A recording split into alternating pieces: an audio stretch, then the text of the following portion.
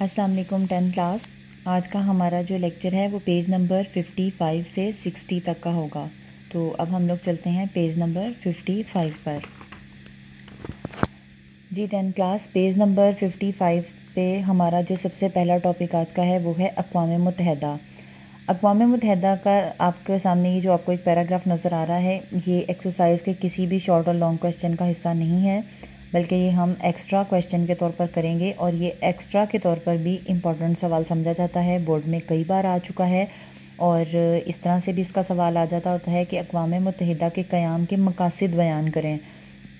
तो हमने जो है ना वो इसको अब पढ़ना है। अक़वाम मुत्तहिदा बेसिकली वो अदारा है जो कि जंग बंदी करवाने के लिए, जंगों को रोकने के लिए और दुनिया में क़याम अमन के सिलसिले में कायम किया गया था। तो हम इसको पढ़ते हैं कि इसमें क्या लिखा हुआ है। पहली जंग अज़ीम के ख़ात्मे पर 1919 में अंजुमन अक़वाम लीग ऑफ नेशंस कायम की गई, लेकिन दूसरी जंग अज़ीम छिड़ जाने की वजह से ये अदारा ख़त्म हो गया। जंग के बाद तबाही को देखते हुए दुनिया भर की इंसानी बरादरी ने आइंदा जंगों की रोकथाम और बाहमी ताउन को फ़रोग़ देने के लिए एक नए अदारे की तख्लीक को ज़रूरी समझा। बड़े ममालिक के सरबराहों ने मुतादिद बार मुलाकातें की और ये फ़ैसला कर लिया कि एक अदारा जो है वो कायम किया जाना चाहिए। बिल आखिर 1945 में अमेरिका के शहर सैन फ्रांसिस्को में एक कॉन्फ्रेंस मुनक्किद हुई और अक़वाम मुत्तहिदा बनाने का फ़ैसला किया गया। ये भी इम्पॉर्टेंट MCQ है कि अक़वाम मुत्तहिदा बनाने का जो फ़ैसला किया गया था वो कब किया गया था और कहाँ किया गया था। 1945 में किया गया था और अमेरिका के शहर सैन फ्रांसिस्को में किया गया था। 50 रियासतों के नुमाइंदों ने 25 जून 1945 को अक़वाम मुत्तहिदा के चार्टर की मंजूरी दे दी। तो ये भी जो है वो इसका MCQ है कि कितनी रियासतों ने मिलकर ये प्लान किया था। 50 रियासतों ने किया था और कब किया था, 25 जून 1945 को। और ये अदारा बाकायदा तौर पर कब वजूद में आया, 24 अक्टूबर 1945 को वजूद में आ गया। ये भी एक MCQ है। इसका सदर मुकाम न्यूयॉर्क में है, ये भी इसका यानी हेड ऑफिस इसका, तो ये भी एक MCQ है। फिर अगर ये सवाल आ जाता है कि अक़वाम मुत्तहिदा के क़याम का मकसद क्या था, तो हम पहले तो ये ज़रूर बताएंगे कि अक़वाम मुत्तहिदा कायम कब की गई थी, उसके बाद हम इसके ये मकासद लिखेंगे। और ये भी शॉर्ट क्वेश्चन में आ जाता होता है।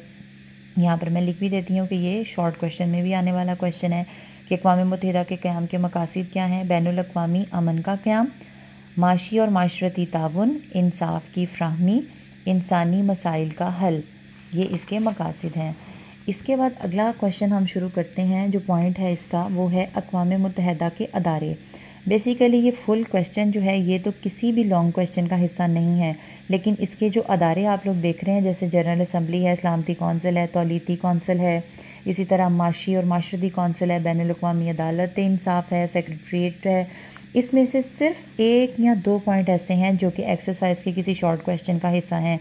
लेकिन ये क्वेश्चन इसलिए बहुत इंपॉर्टेंट समझा जाता है कि इसका कोई भी एक पॉइंट जो है ये आम तौर पर बोर्ड में शॉर्ट क्वेश्चन बनकर आ जाता है।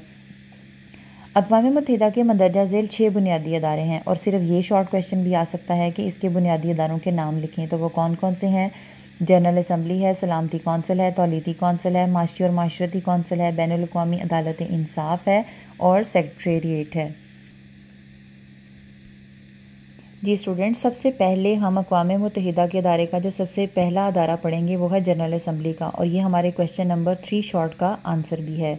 जनरल असम्बली अक़वाम मुत्तहिदा का सबसे बड़ा अदारा है, ये एक MCQ भी है। तमाम रुकन ममालिक के नुमाइंदे जनरल असम्बली के इजलास में शरीक होते हैं। इसका इजलास हर साल सितंबर के महीने में होता है, ये भी MCQ है। सलामती कौंसिल के गैर मुस्तकिल अरकान का इंतखाब करना, माशी माशरती कौंसिल के अरकान का इंतखाब करना, नई रियासतों को रुकनीत देना और किसी रियासत की रुकनीत को यानी मेंबरशिप को ख़त्म करना, अक़वाम मुत्तहिदा के बजट की मंजूरी देना और दुनिया में अमन के क़याम के लिए इक़दाम करना वगैरह इसमें शामिल हैं। तो ये क्वेश्चन नंबर 3 शॉर्ट का आंसर भी हो गया। अगला अदारा जो है वो है सलामती कौंसिल। ये अक़वाम मुत्तहिदा का दूसरा और बहुत अहम अदारा है। ये अदारा अक़वाम मुत्तहिदा की मरकज़ी इंतज़ामिया का दर्जा रखता है। सलामती कौंसिल के कुल अरकान की तादाद 15 है। MCQ है ये। इनमें से 5 मुस्तकिल अरकान, ये भी MCQ है कि इसके मुस्तकिल अरकान कितने हैं। अमेरिका, रूस, बरतानिया, फ़्रांस और अवामी जमहूरिया चीन है। सलामती कौंसिल के इजलास के मुख्तलिफ वक्फ़ों के साथ होते रहते हैं। सदर का इंतखाब हर महीने बाद होता है, ये भी जो है ना वो आपने करना है। MCQ کے طور پر سلامتی کونسل کے فیصلے 15 میں سے کم از کم 9 ارکان کی رائے کے مطابق طے پاتے ہیں، لیکن ضروری ہے کہ ان 9 ارکان میں 5 مستقل ارکان شامل ہوں۔ اگر کوئی ایک مستقل رکن منفی رائے دے دے تو معاملہ طے نہیں پا سکتا۔ مستقل ارکان کو اس اختیار کو ویٹو کا نام دیا جاتا ہے۔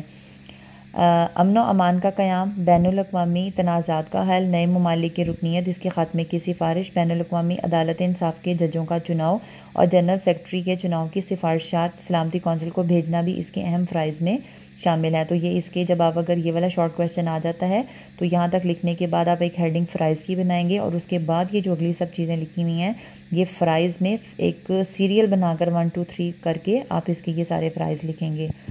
نیکسٹ اس کا جو پوائنٹ ہے وہ ہے تولیتی کونسل۔ اقوام متحدہ کے اس ادارے نے دوسری جنگ عظیم کے بعد تباہ حال قوموں کی حالت بہتر کرنے کے لیے انتظام کیا تاکہ وہ ان علاقوں کے عوام کی ثقافتی، تعلیمی، اقتصادی، سماجی اور دیگر ضرورتوں کی تکمیل بطور نگران کرے، اور یہ نگرانی اس وقت تک رہے گی جب تک یہ قومیں آزادی حاصل کرنے کے قابل نہیں ہو جاتی۔ اب یہ ادارہ اپنی افادیت کھو چکا ہے۔ اس کے بعد اگلا پوائنٹ آ جاتا ہے وہ ہے معاشی اور معاشرتی کونسل۔ یہ کویشچن نمبر 2 شارٹ کا آنسر بھی ہے۔ کونسل کے کل ارکان کی تعداد 54 ہے، یہ بھی MCQ ہے۔ ان کا چناؤ اقوام متحدہ کی جنرل اسمبلی سلامتی کونسل مل کر کرتی ہیں۔ ہر رکن کی میعاد جو ہے وہ 3 سال کی ہے، یہ بھی MCQ ہے۔ 1/3 ارکان ہر سال ریٹائر ہو جاتے ہیں، ان کی جگہ نئے ارکان منتخب کر لیے جاتے ہیں۔ کونسل کے اجلاس سال میں 3 بار طلب کیے جاتے ہیں، یہ بھی MCQ ہے۔ ان کے علاوہ خصوصی اجلاس بھی بلایا جا سکتا ہے۔ معاشی معاشرتی کونسل کے ارکان اپنے میں سے ایک رکن کو بطور صدر چن لیتے ہیں۔ اب آگے ان کے فرائض آ جاتے ہیں، جیسے میں نے پیچھے بتایا کہ فرائض کی آپ الگ سے ایک ہیڈنگ بنائیں گے، پھر ایک سیریل بنا لیں گے اس کی، جیسے انسانوں کے معیار زندگی کو بلند کرنا، معاشی اور معاشرتی ترقی کی کوشش کرنا، تعلیم، سائنس اور ثقافتی شعبوں میں تعاون کرنا، بے روزگاری ختم کرنا، غربت اور بیماری کو دور کرنے کے لیے منصوبہ بندی کرنا ان کے فرائض میں شامل ہیں۔